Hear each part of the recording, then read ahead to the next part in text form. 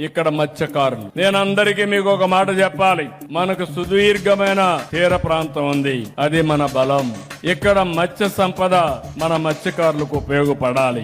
ఇంకో పక్కన మీరు చూస్తే నేను దగ్గర మత్స్యకారుల సంక్షేమం కోసం వేట నిషేధ సమయంలో ఇచ్చే ఆర్థిక సాయాన్ని 10,000 నుంచి 20,000 రూపాయలకు పెంచాను. 1,29,000 కుటుంబాలకు దీన్ని వర్తింపజేశాం.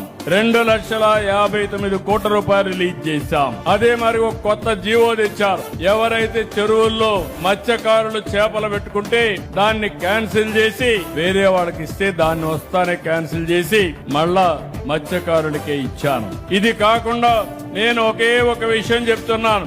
ఎప్పుడు కూడా ఈ ప్రాంతంలో తమిళనాడు నుంచి పాండిచ్చేరి నుంచి కొంతమంది వచ్చి ఇక్కడ చేపలు పట్టుకుంటున్నారు. మన వాళ్ళకి ఇబ్బంది వస్తా ఉంది. ఒకప్పుడు నేనున్నప్పుడు దగ్గర నిఘా కోసరం ఆ రోజు మీరు చూస్తే 20 బోట్లు పెట్టాం, నిఘా పెంచాం. వైఎస్ఆర్ కాంగ్రెస్ పార్టీ వస్తానే నిఘా పోయింది. వీళ్ళు ఏమాత్రం యాక్ట్ చేయలేదు. ఇక్కడే తిరుపతి కలెక్టర్ ఉన్నాడు, నెల్లూరు కలెక్టర్స్ ఉన్నారు. అందరి కలెక్టర్లకు ఆదేశాలు ఇస్తున్నా ఈ ప్రాంతంలో ఉండే చేపలు ఈ ప్రాంతంలో ఉండే మత్స్యకారులే పట్టుకోవాలి తప్ప వేరే వాళ్ళు కాదని మరొకసారి మీ అందరికి విజ్ఞప్తి చేస్తున్నా.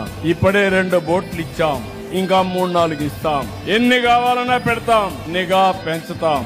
ఈ ప్రాంతానికి ఎవరొచ్చినా అది కరెక్ట్ కాదు. తమిళనాడు ప్రాంతంలో ఆ కొండవాళ్ళు పట్టుకోవాలి, ఈ కొండవాళ్ళు ఇక్కడ పట్టుకోవాలి. అంతేగాని ఈ ప్రాంత మత్స్యకారులకు దెబ్బ తగిలే విధంగా ఎవరొచ్చినా ఈ ప్రభుత్వం సహకరించదని చెప్పి కూడా నేను మీకు తెలియజేస్తున్నా. 12 బోట్లు ఇస్తే పూర్తిగా నాశనం చేశారు. ఇప్పుడు మళ్ళా నేను వస్తానే హామీ ఇస్తున్నా. ఎన్ని 4-5 కావాలన్నారు.